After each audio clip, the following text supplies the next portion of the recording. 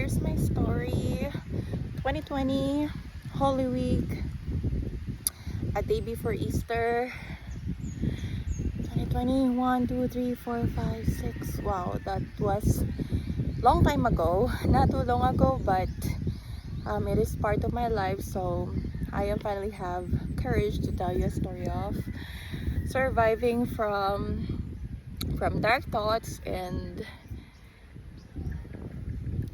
negative thoughts, anxiety, and difficult situations. So it was Easter of 2020 when I was rushed to the hospital, to the emergency room, because I almost ended my life. I tried to commit suicide. So it was a Saturday, Sabado de Gloria.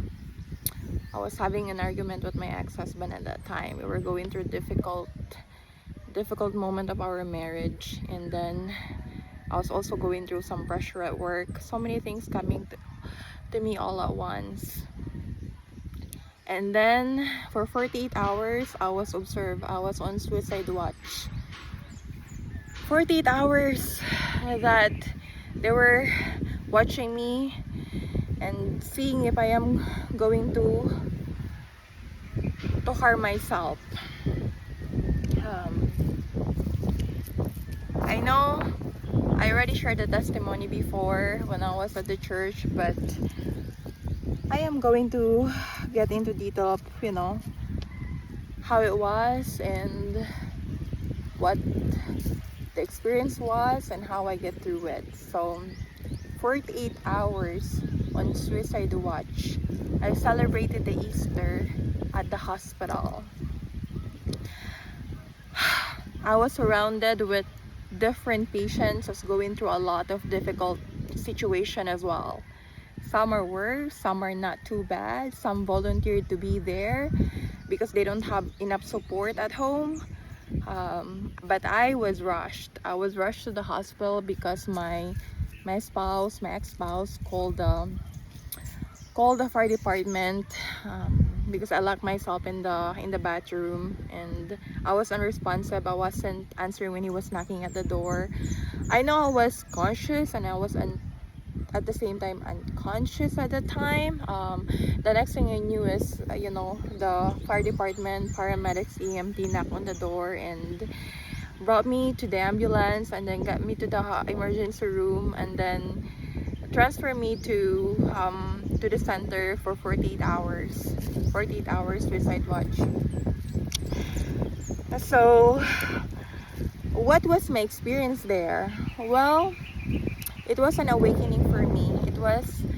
It was an awakening for me. Lots of self-talk, lots of questions that I ask myself instead of blaming other people from bad situation that I was. What was the bad situation at that time? Well, I was going through a lot. I was going through conflict at home, husband and wife conflict. I was going through a lot of pressure from work, and I had that need to provide and support my family in the Philippines. And it was also COVID, it was also during COVID season. I was like, there's a lot of things happening all at the same time, and I don't really have a lot of support system at that time. I just moved to the new country, got a new job, don't have a lot of friends, I don't talk to my family every day. I was working, and I was like, oh my goodness, there's a lot of pressure coming to me all at once, left and right, everything, and so long story short, they talked to me. The doctor talked to me about the reason why I was there. Maybe they were thinking that I was a victim of, domestic violence, or I was a victim of, I don't know. So they observed me. They observed my behavior. They observed the way that I interact with other people there. There are some patients there who's really going through bad and tough time. There were patients going through trauma. There were patients who just I wouldn't call it patient because they're not really sick, but there are people who, or maybe they were, but there are people who just went there to volunteer because they don't have enough support system at home. They just volunteered and as a specialty, that I need someone to talk to. I need a support. I might harm myself if I don't surrender myself here. So that is an enlightenment for me, that you are not alone, that if there's nobody at home to support you, then there's a specialty there. There are practitioners who are specialized in counseling and emotional regulations. They're there for you. So you know so anyway, and they talked to me. I told them the story, the stress that I was going through, what kind of work I have, my education background, where I was from, and everything. And they said, yeah, you can go home. And I said, yeah, because I need to go back to work. I told my doctor that yeah, I need to go back to work, and they advised me to do therapy, or counseling. Actually, that's the right word I was looking for. He said, yeah, go ahead and do marriage counseling. That's what he advised to me. I don't have any prescription of medicine or anything like that, because I'm not that. I'm not. I wasn't diagnosed of anything that requires medicine or maintenance to regulate my mood. If there's anything that they advise me, maybe you're going through adjustment disorder, which I believe it was at that time, because again, I just moved to a new country, got married, work, and then got a new work environment. Don't have a lot of friends. My family is far away, my son is away. So they said, yeah, you get a marriage counseling. And at the time, I had I have my aunt there as well in Florida. So my husband picked me up, and then I couldn't stay at home because my husband said, just stay at your aunt in Winter Garden, because this house is your trigger. Every time you're here at the house, it's triggering you.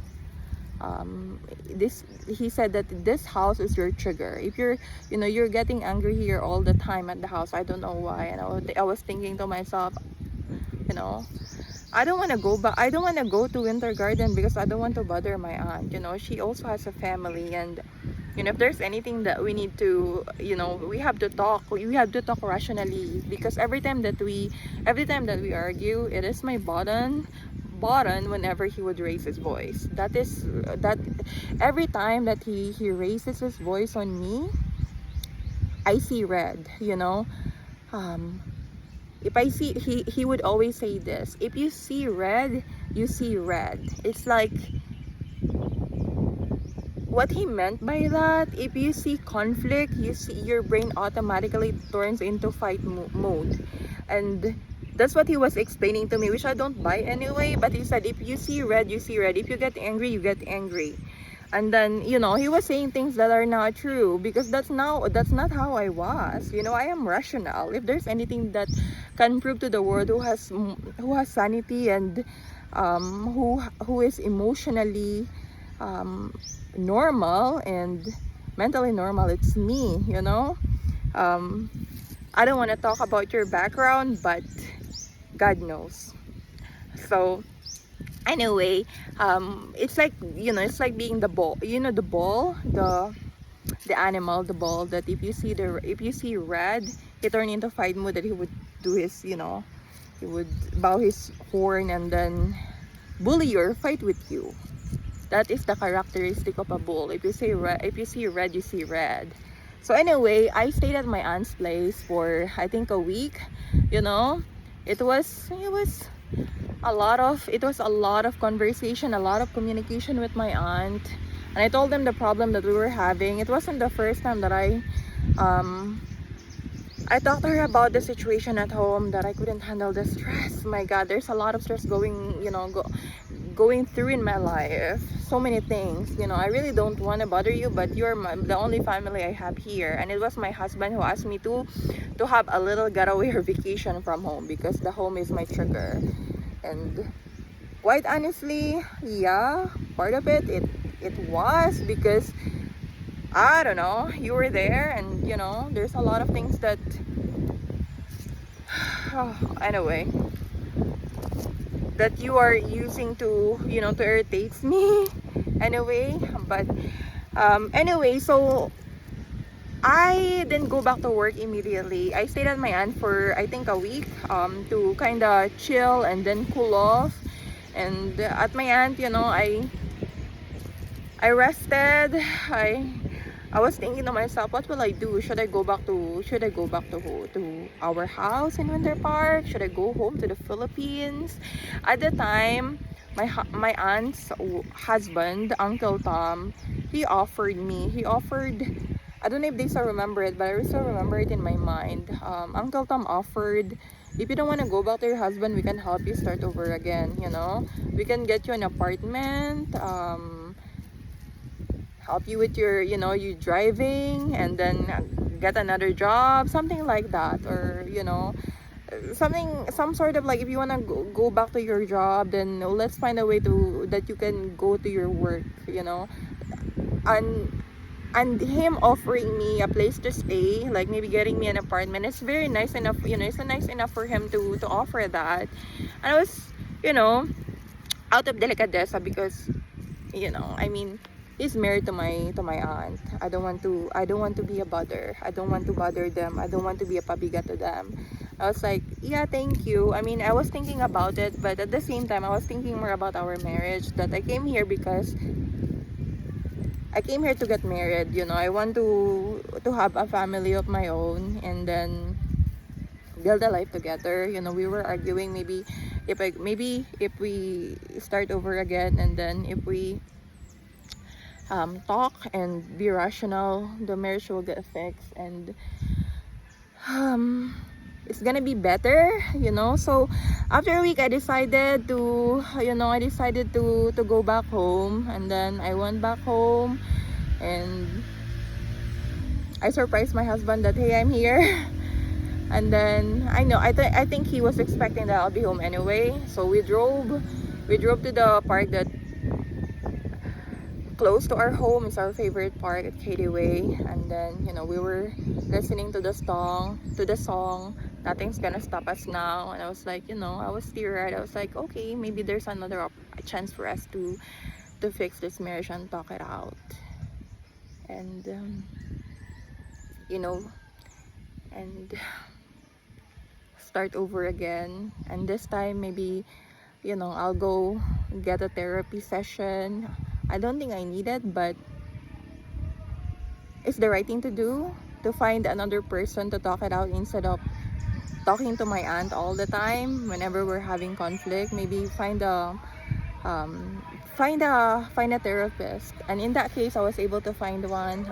She's a licensed therapist, that I can talk to, So I think every Tuesday, once a week, I would go for, counseling. I would talk to her about, what's going on with work, what's going on at home. And then, she would give me like questions or activities that evaluate yourself, evaluate your marriage. What are you going to do if this happened? What are your plans if this thing happened? What is it that you are thankful for? What are the good things that you've seen from your husband? That kind of things. Like, she is teaching me how to think on the positive side about our marriage, and what are different things that you can do in terms of conflict. It's either you face it, you fly, or you fight. So those are the different strategy, or different coping or different skill that you can use if you're facing conflict. Is either you face it, makipag-away ka, makipagsagutan ka, harapin mo, you fight it, yun na nga, or you fly, or you step back, and you said, okay, I'm just gonna cool up my head at babalikan ko to pag malamig ng ulo ko. So those are the things that she she taught me what to do. And then it's probably a few sessions that we had the conversation. until, I don't know, something happened that I find very unusual. It was when something unusual happened. Yun, I went back to work as usual. Bumalik ako sa trabaho ko ulit. And then, at the time, I was already noticing something. Oh, my ex-husband actually told me something that he said when I wasn't able to go to work because I was hospitalized, because I was rushed to the hospital, my workplace, they were worried about me because I did not call ahead of time. I did not send them a message. I did not notify that I will be absent from work. And it's very unusual and unlikely for it to happen that I'm not gonna show up at work without giving them notice, because they know that I was very punctual. And as they said that you were a type A person, it's very unlikely that you're not gonna show up at work.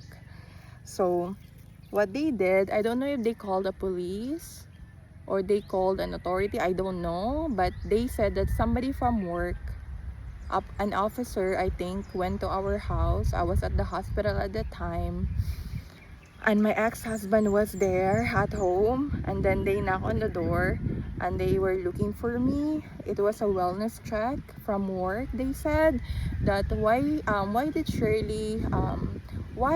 she not show up at work? It was my ex-husband who told me that, and they don't know, they don't know that I was at the hospital at that time. So my ex-husband told me that he felt offended that my company sent an authority to check our home and look for me. They were thinking that this is not usual for her to to be absent at work. So nagpadala sila ng pulis ng authority sa amin, I think. I don't know if it's from work that they sent at home, but I believe it was an authority who did a wellness check at home. They were looking for me, and I think my ex-husband said that I was at the hospital, and blah blah blah. I don't know, he didn't really tell me the exact details, but yun na nga. So I went back to work, and then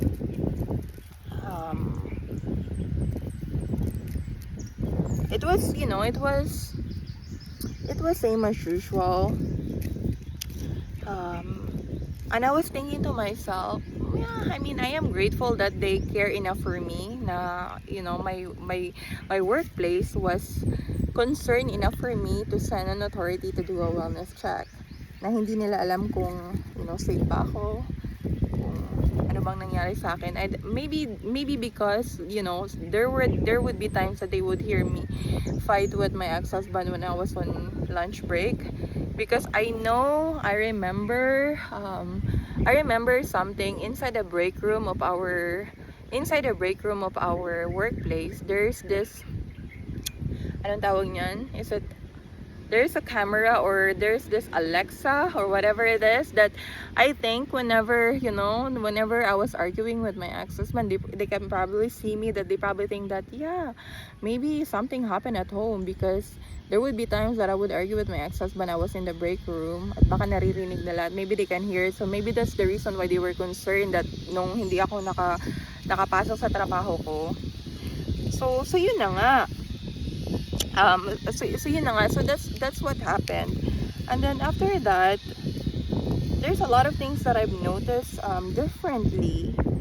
I feel like since then, feeling ko there's a lot of coincidences. There's a lot of coincidences that I keep observing already. Parang ang dami ko ng coincidences na napapansin.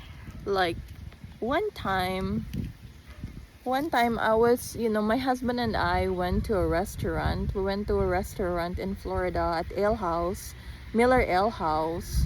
Was it? Yeah, I think it was Miller's Ale House. I ordered my favorite pasta. It was Alfredo pasta, as my favorite pasta, and then garlic bread or something like that. And then the next day at work, I was wondering. I was wondering because my workmate was talking about, the food that I ordered and then I ate at the restaurant. Sabi ko sa sarili, I thought to myself, how did they know the food that I ordered at the restaurant? How did they knew that, there were conversation that my ex-husband and I was talking at the restaurant, and some of it is also about work. So I was like, is there anybody at the restaurant who's probably a friend of a colleague from work who told her that, hey, your workmate Shirley, I saw her at the restaurant on the weekend and she was talking about this and talking about that.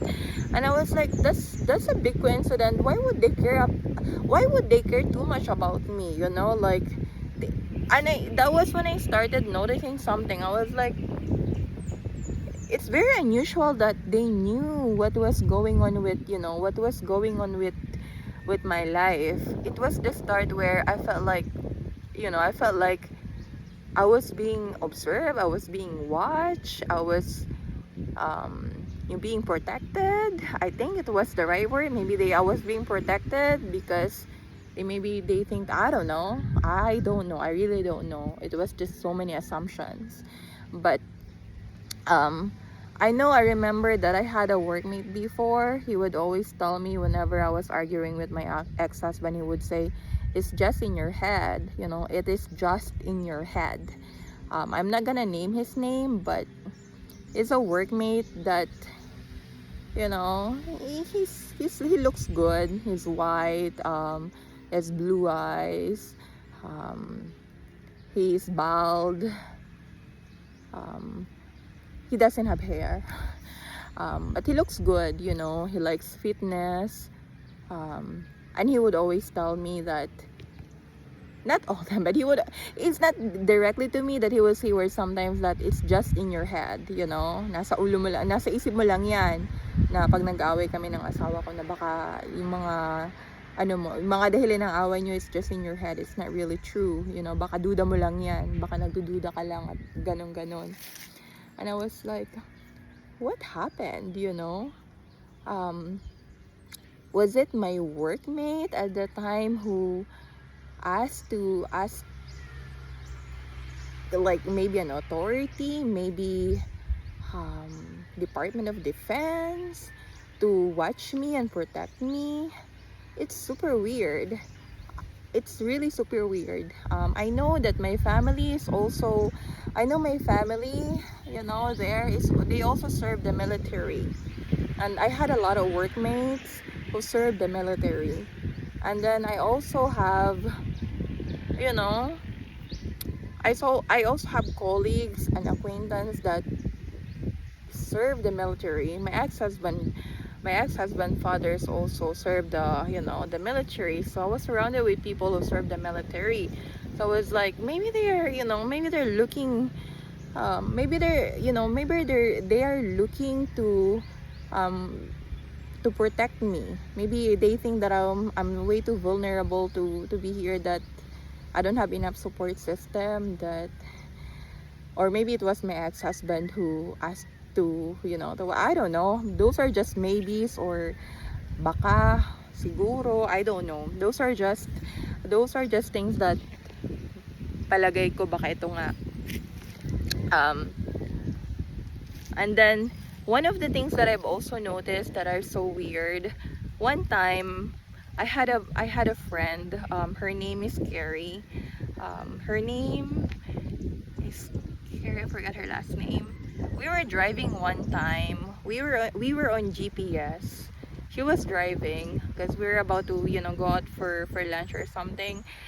And then we were on GPS, and then suddenly the GPS said something, go to church. I was like, wow, are we track or something? Like, is our phone tracked? That how did this suddenly, how GPS would go like, okay, on the next turn to the left, on Aloma Avenue, turn to the right. And out of the blue, I think it was the GPS who said, go to church. I was like, oh my goodness. Was it weird or was it just me?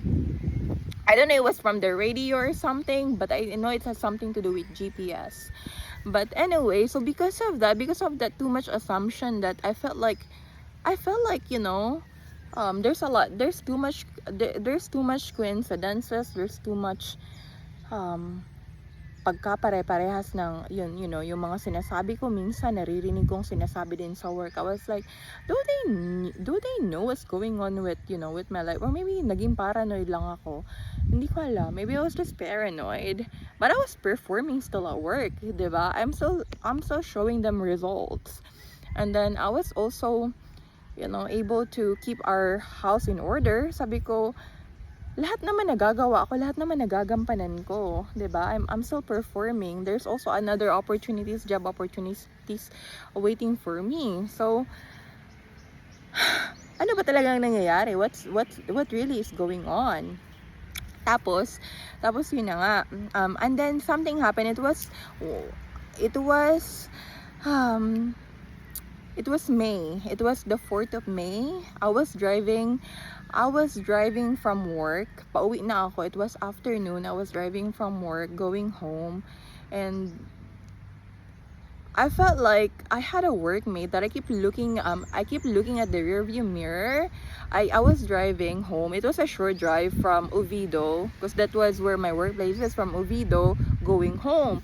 And I thought my workmate was also at, behind me. Akala ko yung katrabaho ko, he was also driving behind me. So I was so distracted. I was driving, and then I keep looking at the rearview mirror. Rearview mirror until I didn't notice that I slammed the subdivision. The Winter Park subdivision, I slammed it, nabangga ko. I hit our subdivision sign. It is a stone that says Winter Park, Winter Park, Florida.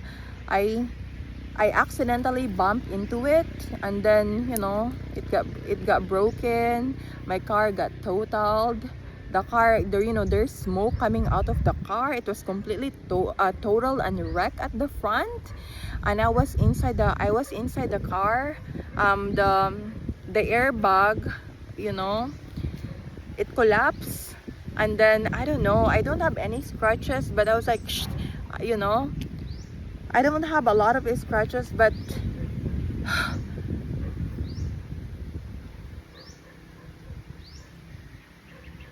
I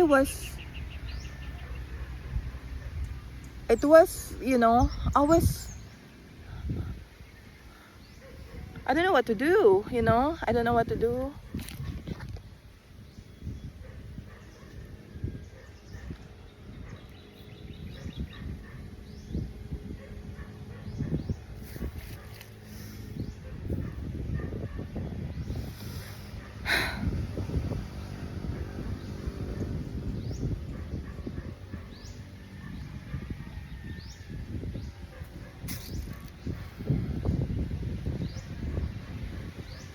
I called my ex-husband. I told him what happened. I said I got into an accident. He drove. He picked up the car and drove home.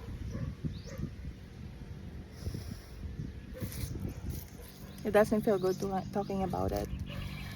So I was in the middle of the subdivision.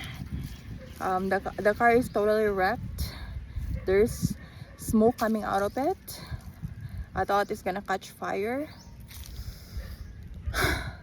And then he came to the rescue. He drove me home using the wrecked car. It was still working. He drove the car, and I was like, I thought we're gonna call the authority and report them that there's an accident, and I thought that we're not supposed to move the car until the officer is there. But my ex-husband did it anyway. He drove the car away. And I really thought that we have to wait until the officers are there to pick, because that's what it said on the test and the DMV manual. If there's an accident, I think something like that I've read before, that you don't move it, you don't touch it, you just wait until the authority arrives. But my ex-husband, I don't know, he drove to pick me up, and then he drove the car away, and then he drove me home. I was shocked. I was panicking. And he said, yeah, I'll take care of it. Sabi niya, ako nang bahala, I'll take care of it. And I went inside the bedroom. And then after probably few minutes, 30 minutes or less than that, a police officer knocked on our door, and then I talked to him, and he was looking at me. He asked me a question, did you drink? I said no, I just came from work. I was blinded by the light. I was driving and I was blinded with the light. I was looking at the mirror, something like that. But really, the sun was bright at the time that I wasn't paying attention. It was blinded. I was also distracted. So that's what I told him. I told him that I was blinded. The sun was blinding me, and I was distracted. In other words, and I kept looking at the mirror. It was afternoon before sunset. And then he left. He asked if I was okay, if I need to be taken to the hospital, and even my ex-husband asked me if I want to be taken to the hospital. I had few scratches.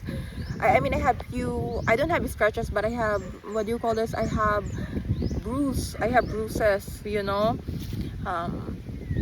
few bruises on I think it was on my leg, something like, but it wasn't that bad. I said no, I'm okay. I wasn't feeling anything on my body. I was shocked. I didn't realize that causes a lot, that causes a lot of, a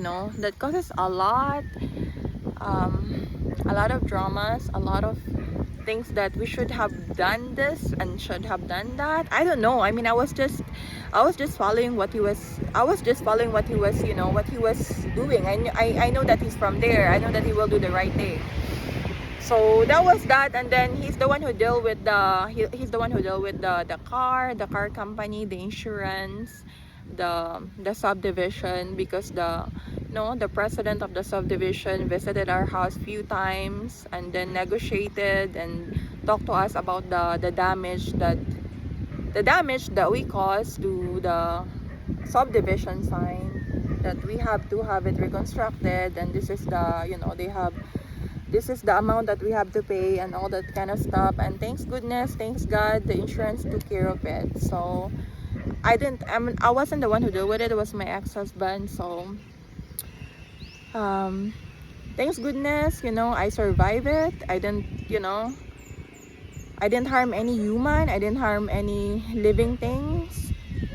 But it was a lesson learned for me to be more cautious. It was my second life. It was May 4th. It was the 4th of May, believe it or not. The 4th of May. That was also the same time that I was just hospitalized, not even a week or two ago. It was maybe 2 or 3 weeks ago, and it was a new car that we got totaled. It was a new car. I got the car over the weekend and then totaled it on Monday. It was probably two days old that the car got totaled.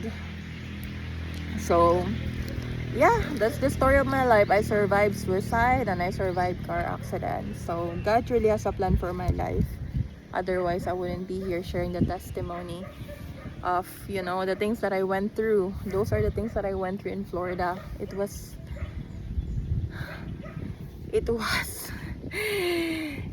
mind-blowing. So anyway, here I am years ago.